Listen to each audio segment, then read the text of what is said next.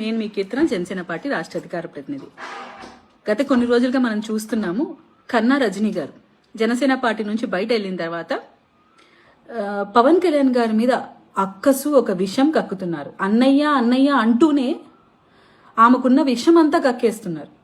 Party నాకు తీరని అన్యాయం చేసింది, నన్ను పార్టీ నుంచి తొలగించారు అకారణంగా అంటున్నారు. ముందు మనం మాట్లాడాల్సింది ఏంటంటే, ఏళ్ల తరబడి పార్టీకి కష్టపడ్డాను అంటున్న మీ స్టేట్మెంట్ని ఫస్ట్ వెనక్కి తీసుకోండి కన్నా గారు, కన్నా రజనీ గారు అని చెప్తాను. ఎందుకంటే మీరు జాయిన్ అయ్యిందే 27/2023 డైరెక్ట్ పార్టీలోకి మీరు జాయిన్ అయ్యారు అధికార ప్రతినిధిగా.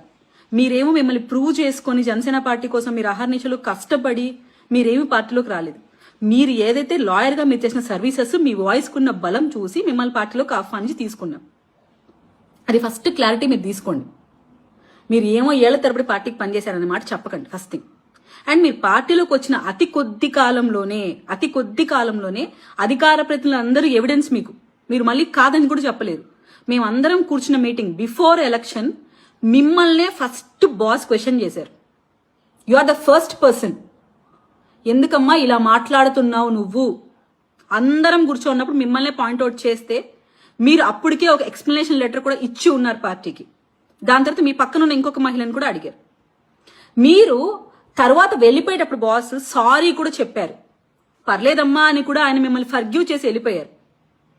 కానీ మీరేమంటున్నారంటే అంబటి గారి ఇష్యూ మీదే మిమ్మల్ని దూరం పెట్టారు పార్టీ అంటున్నారు.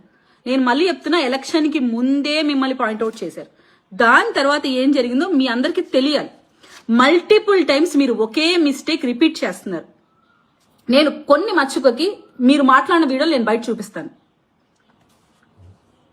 సార్ 3 పెళ్లిళ్ళు కాస్త 4 చేశారు. ఇప్పుడు 3 అంటే లెక్క చెప్తాడు, 2 విడాకులు ఇచ్చాం ఒక ఆవిడతో ఉన్నామని. ఇప్పుడు 4వ దేవత నాకు తీసుకురంటారు, నాకు కావాలంటున్నాడు. ఇప్పుడు ఏం చేయాలి మీరు?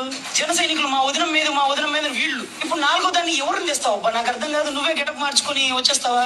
ఇది ఒకటి. 4 సంవత్సరాలకు ఒకటంట. మళ్ళీ అంటే 18 ఏళ్ళకి ఆయన వయసుకు వస్తే ఇప్పుడు ఒక 50 ఏళ్ళు 55 ఏళ్ళు ఉంటాయి కదండి. ఇన్ని సంవత్సరాలు 4 సంవత్సరాలకు ఒకదాన్ని అలా తీసుకురమ్మంటాడు. ఇప్పుడు లెక్క చెప్పమంటాడు. ఏమంటే నువ్వు ఊగిపోతా మాట్లాడతాం అంటాడు. వెహికల్ మీద వెళ్తున్నప్పుడు ఓగరా పైన ఎక్కిన వాడికి తెలిసింది.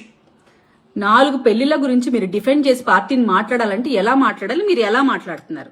అండ్ జగన్మోహన్ రెడ్డి గారిని ఇప్పుడు వెనకేసుకొని వస్తున్న మీరు జగన్మోహన్ రెడ్డి గారి గురించి, వాళ్ళ తల్లి గారి గురించి, వాళ్ళ నాన్నగారి గురించి ఎలా మాట్లాడారో కూడా ఒకసారి మీరు వినాలి. ఎందుకంటే మీరు మాట్లాడిన మాటలే కదా ఇవన్నీ. పెళ్లిళ్ళ విషయం అండి, పాపం పుణ్యం దీనికి ఒప్పుకోవాల్సిందే. జగన్ గారికి ఒక్కటే భార్య, ఇది ఒప్పుకుందాం. రాజారెడ్డి గారికి 2 పిల్లలు. మరి ఈ మధ్య కాలంలోనండి నిన్న మొన్న రాజశేఖర రెడ్డి గారికి జై చిత్రాన్ని చెన్నైలో ఉందని ఈ మధ్య ట్రోలింగ్ అవుతా ఉంది. మనకు తెలియదు పాపం వాళ్ళ కుటుంబ విషయాలు. ఈయనేంటో ఎంత తెల్లగా పుట్టాడు అనుకున్న ఒకరు జై చిత్రం వల్ల మనకు తెలియదు. సో మనకు అర్థం కాని విషయం ఏంటంటే, అంటే నాకు తెలియదు అంటే ట్రోలింగ్ లో ఇస్తున్నారు. మరి రాజశేఖర రెడ్డి గారికి ఇంకొక అజ్ఞాత భార్య ఉంది, అప్పుడప్పుడు చెన్నైకి వెళ్ళి వస్తుంటాడని ఒకడెవడో చెప్తూ ఉన్నాడు. మరి అది ఎంతవరకు నిజమో నేను కూడా నమ్మలేండి పాపం.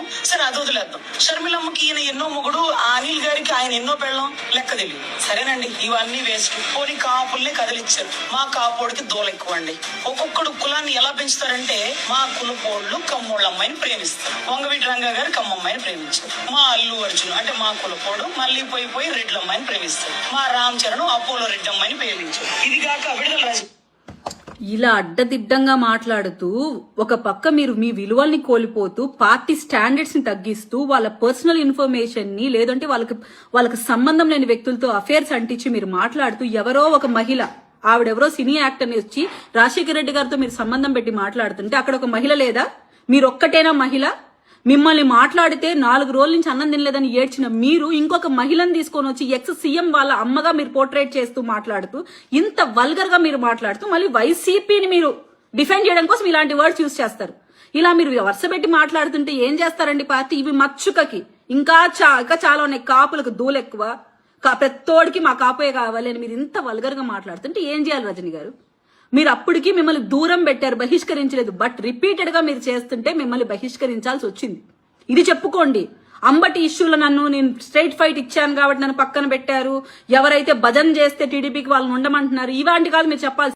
ఇంకా మొన్న మీరు మాట్లాడిన స్టేట్మెంట్స్, ఎస్పెషల్లీ పవన్ కళ్యాణ్ గారి ఆరోగ్య పరిస్థితి మీద మీరు చాలా సెటైరికల్ గా, అండ్ అది ఒక మహిళగా మీరు చేయాల్సిన విమర్శ కూడా కాదు, కానీ ఎంతో దిగజారి మీ స్థాయిని మీరు తగ్గించుకొని ఒక పార్టీ అధ్యక్షుడిని వ్యక్తిగతంగా విమర్శించడం.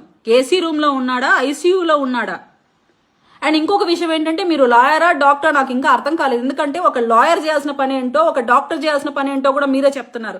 ఎప్పుడు ఆపరేషన్ చేసుకోవాలో ఎవరికి చేయాలో ఏ టైంలో చేయాలో కూడా మీరే చెప్పేస్తున్నారు. అంటే మీ నాలెడ్జ్ ఏంటో నాకైతే అర్థం కావట్లేదు. ఏమైనా కంపెనీస్ మీరు డాక్టర్ చేసి మళ్ళీ LLB చేశారా, లేకుంటే డాక్టర్ సర్టిఫికేట్ కొనుక్కొని వచ్చారా, లేకుంటే కొట్టుకొని వచ్చారా, నాకు అర్థం కావట్లేదు. పవన్ కళ్యాణ్ గారికి ఎప్పుడు ఎమర్జెన్సీ ఉంది, ఏ టైంలో చేయాలని డాక్టర్లకు తెలుసు. అది సమ్మర్లో చేయాలా వింటర్లో చేయాలా మీరే చెప్తారు. అట్లయితే మీరు కూడా కాపు నేతగా ఒక మహిళా నేతగా పోర్ట్రేట్ కావాలని ట్రై చేయడం కోసమే మొన్న కాపు మీటింగ్ లో కళ్ళు తిరిగి పడిపోయి మీకు హార్ట్ పెయిన్ వచ్చిందని చెప్పుకున్నారా?